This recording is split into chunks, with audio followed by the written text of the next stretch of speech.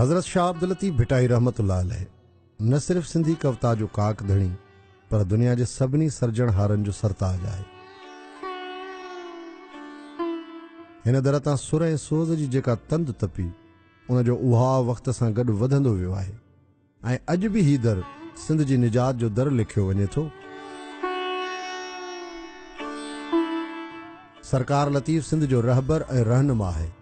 संदसि ॿोलीअ जो लहजो सादो सलूणो ऐं आम फ़हम हुजण सां गॾु संदसि सभई किरदार समाज मां चूंडे खयल हुजण सबबि सदियूं गुज़रण खां पोइ बि संदसि ॾात जी वथ ओतिरी अमुल ऐं आम ख़ल्क़ जे दिलि जे ख़ज़ाने में सांढियल मिले थी।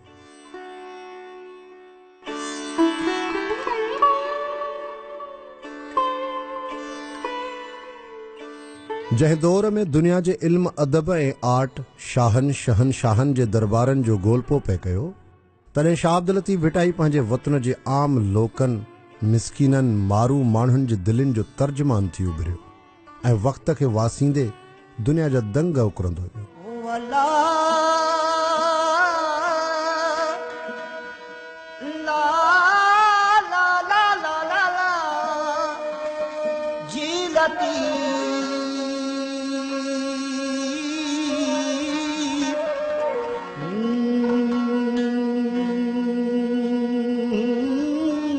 कोड़िए किताबन में हुफ मिड़ोई हेक जेतो नजर नेक त बिस्मिल्लाह बस थई। शाह साईं जे कदमनि जिन पटनि जी खाक खे सोन बनायो उन मां लाड़ सभ खां अहम ऐं ज़िक्र लाइक़ु ख़ितो आहे। सारियाले जे जोभन वास में महकंदड़ हिन मिटीअ सां शाह साईं जी उनसियत जूं अनेक शाहिदियूं अॼु बि मौजूदु आहिनि ऐं शाह साईं जी शाइरीअ ते सभ खां वधीक असरु लाड़ जे ॿोलीअ ऐं लहजे जो रहियो आहे। आख़िर हिकिड़ा ई हक़ थियो न अवल ॿियाई राम रहीम न तिन सां जन तगी तपाई पोइ भॻवान तिन भाई जेके पासे चईन पंजनि खां।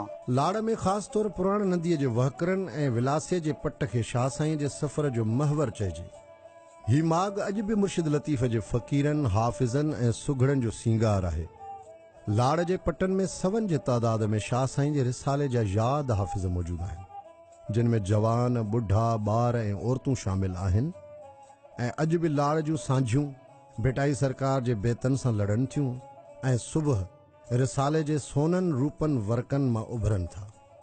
ही भिटाई सरकार जे बेतन सां कचहरियुनि जो मोर पंख वतन आहे।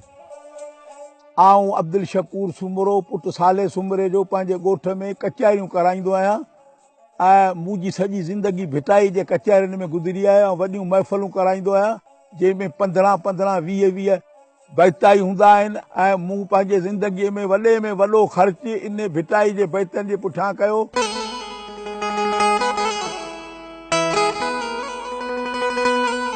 सौदागर समुंड जा लाजूं लाल वटेज अच्छा ओला आज जा चङा चिटाएज सिड़ सुबी सकलात जा खूआ खूब खणेज सत सुखाऊं सर करे 6 छजेरियूं अडेज 12 13 15 17 सिंगारेज सारी सथ सैयद चे पूरी पुजाएज मुला मोलम खबरूं पुछी परूड़ेज वसकाम रबहम शराबन तहूरा ई पानी पाक पिएज को जंहिंखे सिके सब को पिरी सो पसेज पो न लुड़ में कीम लुड़ेज तो सुतड़ सामूंडी थिए। शाह साहब खे न फ़क़ति लाड़ पर सिंध ऐं उनजे भर पासे इलाइक़नि खे ॾिसण जो ऐं उते वञण जो हिकिड़ो इश्क़ हो। बुनियादी तरह हुन सिंधी माण्हुनि जे रहणी करणी उनजी हालतुनि जो बग़ौर जाइज़ो ते वठणु चाहियो।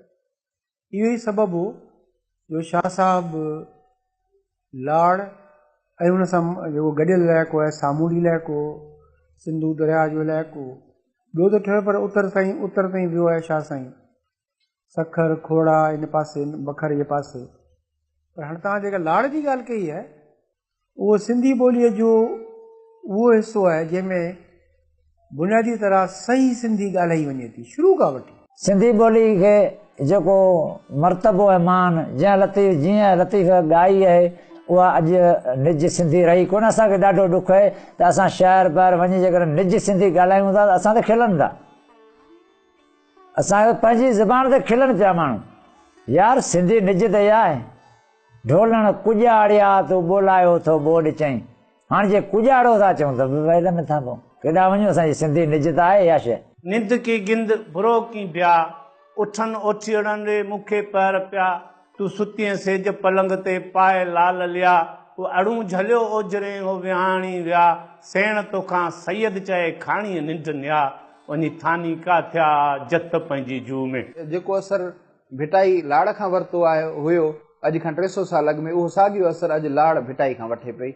ऐं लाड़ जो सॼो खितो मांजर वारो सॼो जेको इलाइक़ो आहे उन सॼे में भिटाई खे ईअं पढ़ियो थो वञे ॼण त भिटाई अॼु जो शाइर आहे हुननि जे लाइ। मुनियो ॾिसियो म्यार जूं मथो पिटे मुठी वचन ॾिसे वथाण में कके नाऊं कुठी वेचारी जी वारे तूं भर में कज बुठी साड़ तो सुठी मूंसां कोन कई कोननि में। दुनिया में मूंखे त घटि में घटि अहिड़ो को बि मिसाल न आहे मिलियो जो कोई शेक्सपियर जो हाफ़िज़ हुजे, कोई कॉलरिज जो विलियम वर्ड्सवर्थ जो हाफ़िज़ हुजे, गोइटे जो हाफ़िज़ हुजे, या जेको आहे इन खां अॻियां यूनान जा जेके शाइर हुआ उन्हनि जो को हाफ़िज़ हुजे, अहिड़ो को बि रिकॉर्ड कोन थो मिले। यकीनन उन्हनि जा एक्सपर्ट असांखे मिलनि था, उन्हनि जा जेको आहे सो ॼाणू मिलनि था, माहिर मिलनि था, पर हुननि जो बरज़बान हाफ़िज़ असांखे इन खां पहिरियां जेको आहे सो सिर्फ़ु क़ुर शरीफ़ जो मिले थो ऐं उन खां पोइ अॼु असांखे भिटाई जा हाफ़िज़ मिलनि था जेके लाड़ खां वेंदे थर खां वेंदे कच्छ भुज वारे इलाइक़े में अॼु बि जत आहिनि, उहे भिटाई जा हाफ़िज़ आहिनि। हेॾां अचो कोहिस्तान जी पटीअ में एतिरा केतिरा ई आहिनि जेके बज़ाहिर त अणपढ़ियल आहिनि पर भिटाई जा हाफ़िज़ मौजूदु आहिनि। लाखो लूणे आयो जंहिंजी हॿे पई हाक पावर खां पर भरे रोटू घर पई डाक ऊनियूं ऐं इराक गॾियो तां घणो थियो टोला ठाहे धाड़ा हणण लॻो जितां पवे उतां धणनि जा धण कायो वञे जिन ॿ फरनि जूं माहूं काइजी वञनि त उहे बचड़ा केॾांहुं वञनि फर केॾांहुं वञनि। रड़े रे ॿारण रोए रड़े रे ॿारण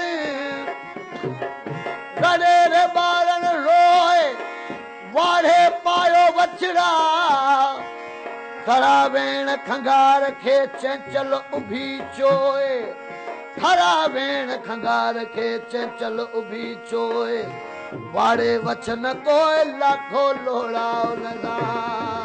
लाड़ में लतीफ़ सरकार जे पंधनि पेचरनि हिते ऋण जी राह वठी कच्छ ऐं भुज ते भिटाईअ जे भेरनि जो हिकु अजीब रोमांस महकंदो रहे थो, जंहिंजी विख विख ते तारीख़ ते अणमिट छाप छॾींदड़ लोक रज़मिया ऐं रूमानवी किस्सनि कहाणियुनि जा किरदार मिलनि था।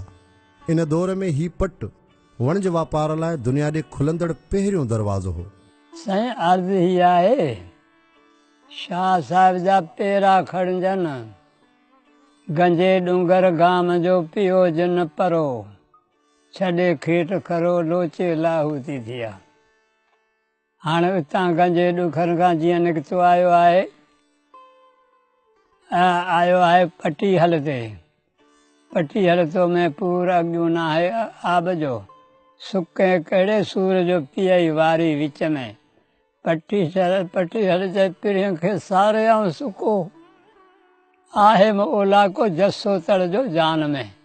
जसो तड़ जॾहिं पटी हल में विहंजंदो हो न तॾहिं पटी हल छोलियूं हणंदी हुई, छोली हंधि उतां आयो आहे। उतां निकितो पोइ जीअं आयो आहे चवण था इहा रवायत आहे त आयो आहे रोपा हमारे ते त दोधे सुमरे ते उते बि चयो अथसि कि कॾहिं ॻाढ़ो घोट कॾहिं मड़ मुक़ाम में वारी संदो कोट अॾे अॾींदे केतिरो। हाणे जॾहिं अचे थो वरी हितां पटी वठियो दोधन वारे मारे ते, दोधन वारो मारो उते जी जॻह तहक़ीक़ात करे थो। साईं उते टुकड़ा टुकड़ा तलवारुनि जा ॾिसे थो, तीरनि जा ॾिसे थो ऐं उनखां पोइ उनजी परख करे थो त हीअ कहिड़ी शइ हुई, हीअ कहिड़ी धात आहे, लोह जी आहे, रुक जी आहे, सोन जी आहे, चांदी जी आहे, पितर जी आहे, हिन में कहिड़ियूं शयूं आहिनि। साईं वॾो वींजार बो उन शइ खे सुञाणंदो बि हो। साईं चए थो मंझि जे रेखूं रुक जूं की कंझो की बाट, मंझि जे रेखूं रुक जूं की कंझो की बाट ही तॾो को आहे घाट जॾहिं समय हथ हुई साहिबी। लाड़ जे हिन लाल हिंदोरे में बड़ जो ढोरो उहो लाडलो ॻोठु आहे जेको भिट धणीअ जे इश्क में रची अहिड़ो रेटो थियो जो अॼु बि उन्हनि पखनि जे कखनि में शाह साईं सां संग जो सुरहो वास विरछजंदो रहे थो। भिटाई सरकार पंहिंजे हयातीअ में हिन ॻोठ ॾे वर वर भेरा कया। अॼु बि साईंअ जो सदियूं पुराणो खूह ऐं गगा जतिण जी उदास क़बर भिटाई सरकार जे गंज जे सभ खां पहिरें कातिब अब्दुल अज़ीम शाह जी तुर्बत उन मुहबत जी शाहिदीअ तौरु हिन ॻोठ में मौजूदु आहे। साईं ॾाढी गगा, फ़कीर रमज़ान जत ऐं फ़कीर अब्दुल अज़ीम, इहे टे मेन माण्हू हुआ जेके शाह खे तमामु क़रीब रहिया। हाणे इहा असांखे वॾनि खे ख़बर हुई, पर असांखे ख़बर कान्हे का त इन्हनि मां फ़कीर रमज़ान भाउ आहे या पुटु आहे। हाणे इन्हनि मां हिकिड़ो ॾाॾी जो पुटु आहे, हिकिड़ो भाउ आहे, ख़ानदान हिकिड़ो ई। ही तारीख़ी बाग़ आहे ऐं हिन ॻोठ ऐं हिन सरज़मीन जो सिंध ते अहसान आहे, सिंधियुनि ते, जिन शाह जो रिसालो हिते तरतीब ॾिनो। बड़ जे ढोरे जे जतन जी पंहिंजे मुर्शिद, शाइर ऐं रहबर सां इहा सिक ऐं अक़ीदत वक़्त जा वहकुरा कंहिं ॿी ॾिस मोड़े न सघिया आहिनि। तोणे जो हाणे पुराणे नदीअ जा उहे वहकुरा साॻिया न रहिया आहिनि ऐं न बड़ जो ढोरो तारऊं तार वहे थो, न पटीहल जा पट साॻे वास सां वासजनि था, न रूपा माड़ीअ खे अॻूणो रंग आहे। फ़क़ति बड़ जे ढोरे जो ॻोठ आहे जेको भिटाईअ जे सिक जे लीके में क़ाइमु आहे। ढोरो जेको अचे थो इहो हाणे त हिते त हिन जा निशान मौजूदु आहिनि, पर अॻिते हली माण्हुनि ज़मीनूं पोखे उहे लटे करे ज़मीनूं आबाद करे छॾियूं, त वरी इन खां अॻिते पूतरनि वारो ढोरो करे सॾिबो आहे, उहो उन जा बि निशान उते आहिनि। उन खां अॻिते पीर जो ढोरो करे सॾींदा आहिनि, उन जा बि निशान मौजूदु आहिनि। त पोइ वरी विच में माण्हुनि ॿनियूं पोखे छॾियूं आहिनि, उते आबादियूं पची वियूं आहिनि। हीअ असुलु असां ॿुधो त इहा आहे पुराण जो हिकिड़ो वहिकिरो आहे ऐं हिन जे किनारे ते हिते वणप हिकिड़ो वॾो हूंदो बड़ जो, असांजे दौर खां उहो अॻु ख़तमु बि थी वियो। उहो बड़ एॾो वॾो हूंदो हो जंहिं हेठि असांजा हिते जत ॻाल्हियूं वीचारा वॾा कंदा हुआ त उहे ईद नमाज़ पोइ उन हेठि पढ़ंदा हुआ, त उनजी वॾी उमक हूंदी, शाह बि वॾी हूंदी, जंहिंमें 200-250 खट माण्हू रखंदा हुआ। एॾी उनजी शाह हूंदी जो बदीन खां माण्हू निकिरंदा हुआ, मैदानी इलाइक़ो हूंदो त इहो ई हिकिड़ो वणु हूंदो हो जेको नज़र माण्हुनि खे ईंदो हो। बड़ जे ढोरे जी गगा जतण शाह साईं जी सभ खां पहिरीं यादि हाफ़िज़ा हुई, जंहिंखां पोइ हिननि पटनि में शाह जे कलाम खे बरज़ुबान यादि करण जो रिवाज पियो ऐं अब्दुल अज़ीम शाह पाण खे जत सॾाए भिटाई सरकार जे बेतनि खे मेड़े चूंडे हथ लिखत में हाणे गंज जी सूरत में पंहिंजी मुहबत खे मेराज बख़्शियो। शाह साईं जी हिन ॻोठ ऐं जतन सां मुहबत संदसि कलाम में जा बजा नज़र अचे थी। जजी जस जतन खे जिते जत रहनि, आऊं बि उन्हनि जी आहियां गोली गघेरनि, ॻाढ़ा गुल गगन में मथे टोर तिलनि, अछी फेण उथनि जी मांझे रही मन, जीअ में जत रहनि ॿी पर उथणी पासे थी।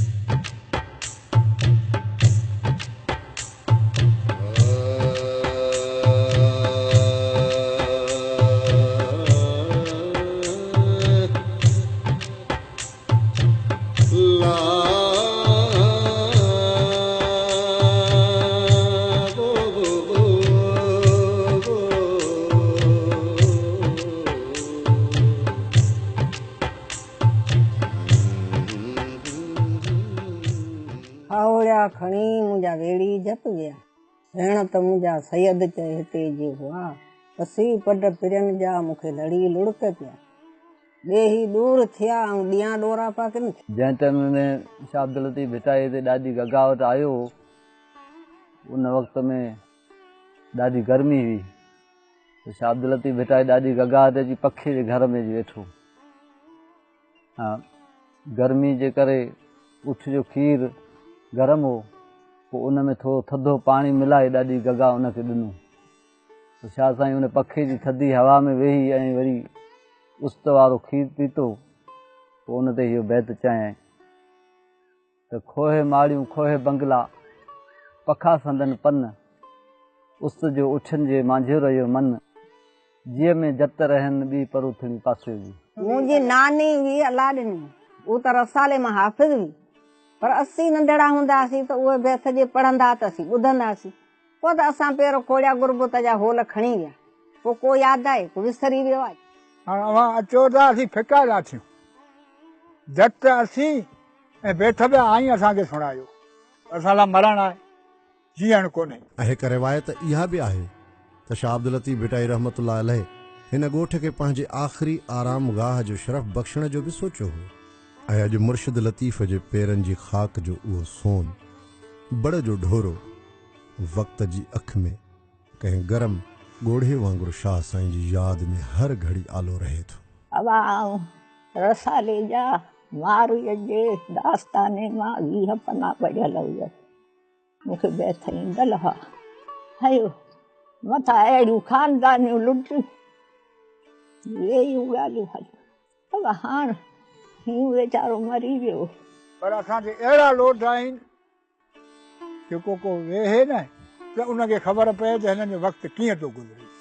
सोम पसा पे सूमरा टे पेरनि पे मुल न रसाए मारूं ऐं मूंखे कोन्हे त साण सभई गुज घर या ॻाल्हि पांधी पिरी पवार के जा पियो वञी वस सारे ॾिजां फर्तनि खे सलामनि सहस त आऊं अवां जी आहियां गोली मथे घस तूं वेठी करियां वस ऐं हेॾां जी अचनि हारोड़िया खणी विया ॻाल्हियूं गुण छॾे वञी वेठा वेड़ में अजाऊं वॾे भेनर भाग वॾे मिलंदसि मारूं उमर अबाणनि जा फफड़नि अंदरि फट सा कीअं वेहां सूमरा खिली मथे खट लोही मथां लटम लाही ॾिनई बाक़ी साईं जी त निशानी साईं जो दरगाह जेका हुई से शौक़ु हिते साईं वारी हितां ई खणी वियो आहे वारी उहा माना हेॾी ॾाबली हुई हुन में काकर विझी उहा खणी वियो जेका वञी पंहिंजी करामत सां भिट पैदा थी आहे।